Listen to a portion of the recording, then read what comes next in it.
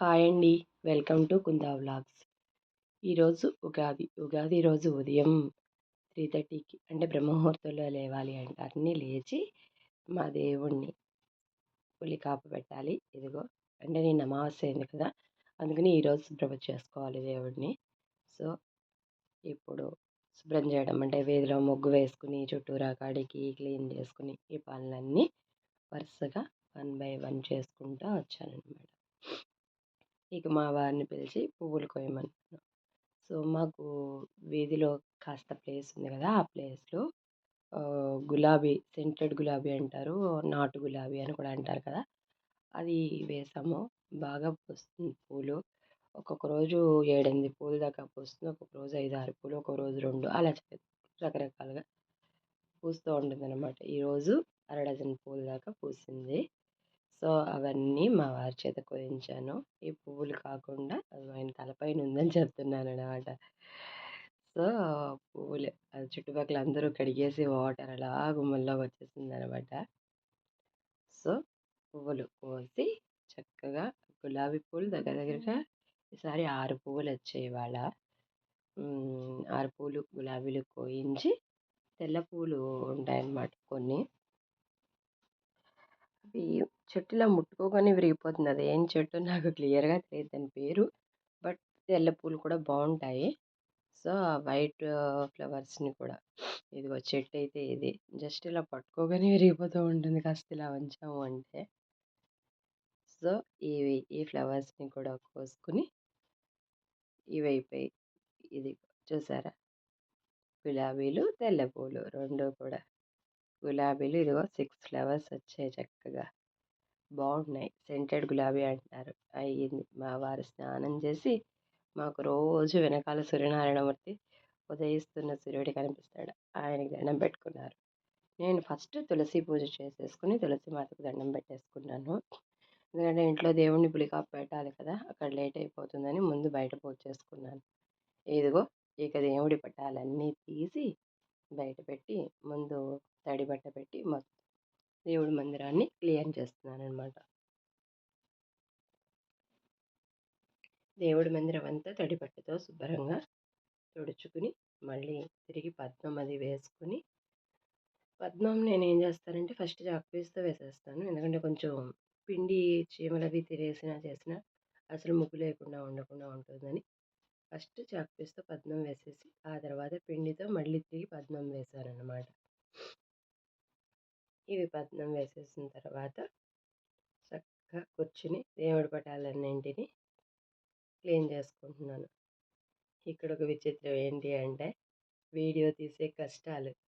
నాకేమో వీడియో తీయడం రాదు. అవి స్టాండ్ తీసుకున్నాం కదా, ఆ స్టాండ్ సెట్టింగ్ నెమ్మది నెమ్మదిగా చేస్తున్నాను. దానికోసం అది రిమోట్తో ఆపరేట్ చేస్తున్నాను అనమాట. అటు పెట్టాను ఫస్ట్, అది కంఫర్ట్గా లేదు అని చెప్పి మా వారి రివర్స్లో పెట్టి వీడియో చెప్తున్నారు. ఆన్ చేశాను, ఆన్ అయింది. చూడు ఆఫ్, మళ్ళీ నేను వెళ్ళాలి, ఆఫ్ చెయ్యి, ఆన్ ఆఫ్ ఎలా ఉంటుంది ఇలా చెప్తున్నారనమాట. అవన్నీ చేస్తూ దేవుడిని పులికాపు పెడుతున్నాను.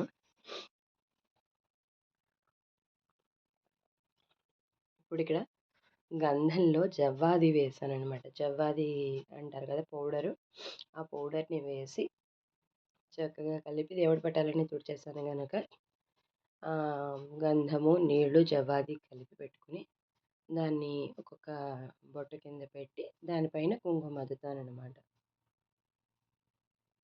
ఇలా పటాలన్నింటికి చక్కగా అన్నీ పసుపు కుంకాలు పెట్టేసి,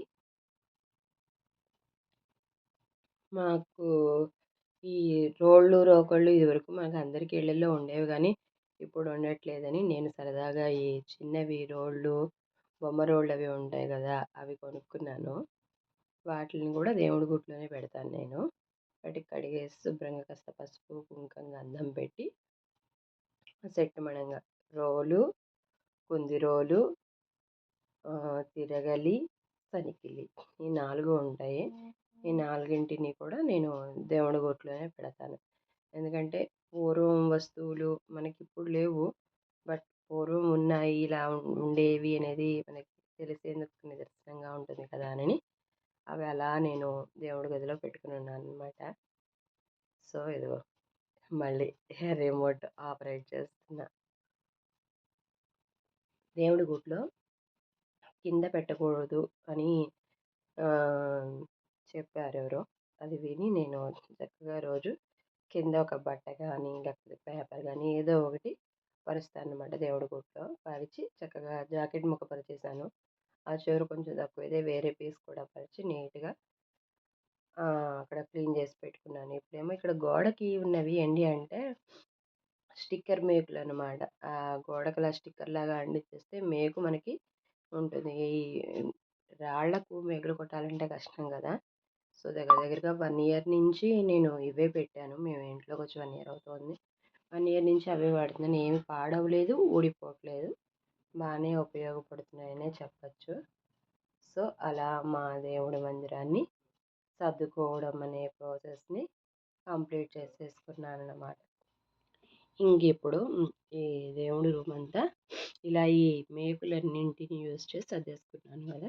ఇప్పుడిక దీపం దేవుడికి పూలు అలంకారం చేయాలి గనక నేను ఈ తెచ్చిన పూలున్నాయి. ఆ పూలన్నింటిని దేవుడికి అలంకారం ఇప్పుడు చామంతులును, గులాబీలు బయట నుంచి తెప్పించాను. ఇంట్లో ఉన్న పూలు కాకుండా అవి కూడా అంటే దేవుడి పటాలకి సరిపోవాలి కదా అని అవి కూడా తెప్పించుకున్నాను అనమాట. సో, ఆ ఫ్లవర్స్‌ని దేవుడికి అలంకారం చేసుకుందాము. పండగ రోజు అనేసరికి కొంచెం పనులెక్కువుంటాయి. దానికి తోడు అమావాస్య తర్వాత వచ్చేదే కదా ఉగాది అంటే. సో, అమావాస్య రోజు మనం దేవుడిని పులికాపు పెట్టాం గనక పండగ రోజు ఉదయాన్నే ముందు దేవుడిని పులికాపు పెట్టిన తర్వాతే ఏ పనైనా స్టార్ట్ అవుతుంది కదా! సో, అలా ఇవాళ దేవుడి పులికాపు పని పూర్తయింది. ఇక పూలు అలంకరణ చేయడం మొదలుపెట్టాననమాట. పూలు కూడా అలంకరణ చేసుకుని ఆ తర్వాత దేవుడికి వేపు పచ్చడి రెడీ చేసుకోవాలి.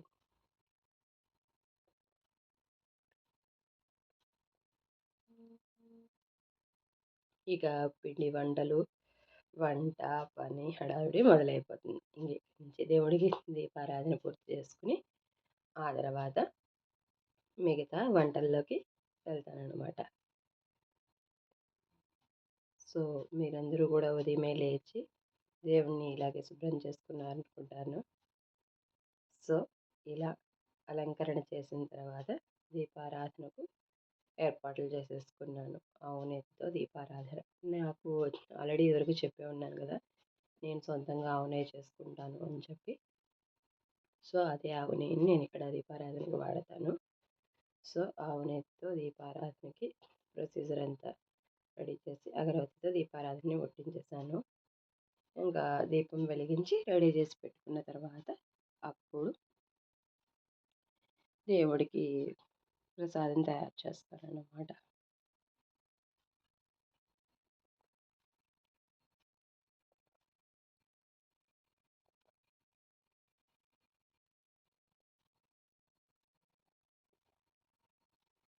ఈ విధంగా దీపారాధన పూర్తి చేసుకున్నాను. దీపారాధనకి ముందు కుంకుమ గంధము పెట్టించిన దీపారాధన తర్వాత కూడా కొంచెం బొట్టు పెట్టి ఒక పువ్వు పెట్టి అలవాటు ఉంది. సో, అలా కూడా నేను చేస్తానన్నమాట.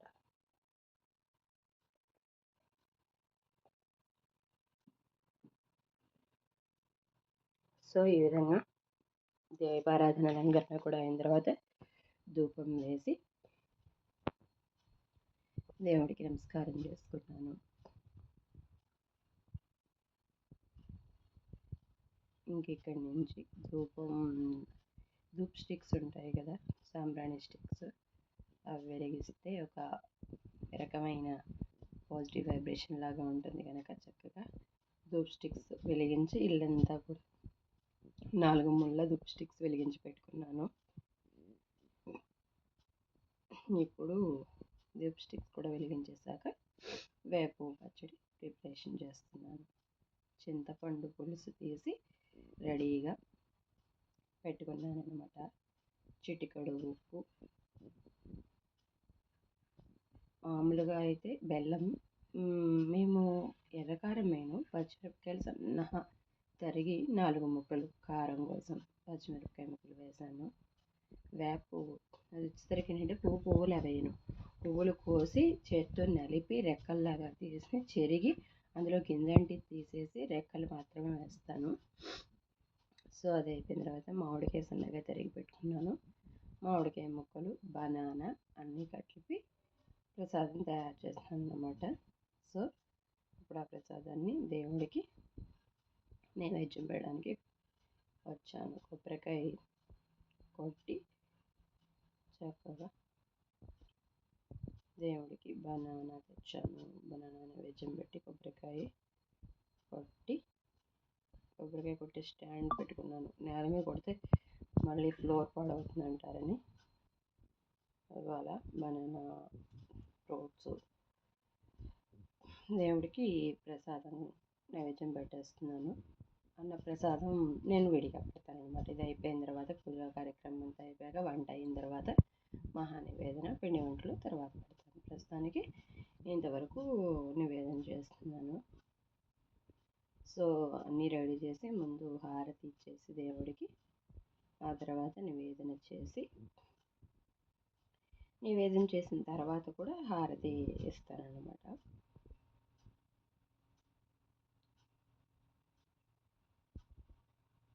సో ఈ విధంగా హారతి చేసుకుని ప్రసాదాన్ని నివేదనగా చేస్తున్నాను అన్నమాట. కొబ్బరికాయ, అరటిపళ్ళు ప్రసాదం స్వామికి ఫస్ట్ నివేదన చేసి ఆ ప్రసాదాన్ని మనం తిని ఆ తర్వాత వంట మొదలు పెడతారనమాట. వేప పచ్చడి అంటే ఉగాది రోజు ముందు తినాల్సింది అదే కదా, అందుకని సో దేవుడికి ముందు నైవేద్యం మీద పెట్టేస్తే మనం తిని ఆ తర్వాత వంట చేయొచ్చు అని గబగబా ఈ పని పూర్తి చేసుకున్నాను అనమాట.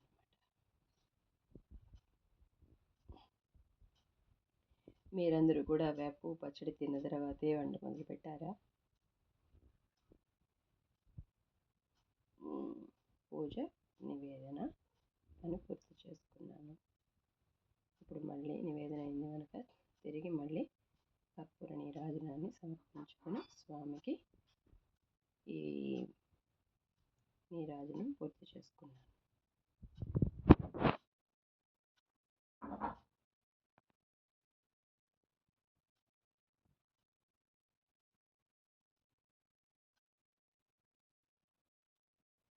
అగరబత్తి స్టాండ్ పెట్టాను కదా, ఇదిగో పిండి వంటలు పూర్తయిపోయాయి. మామిడికాయ పులిహార, గులాబ్ జాము చేశాను.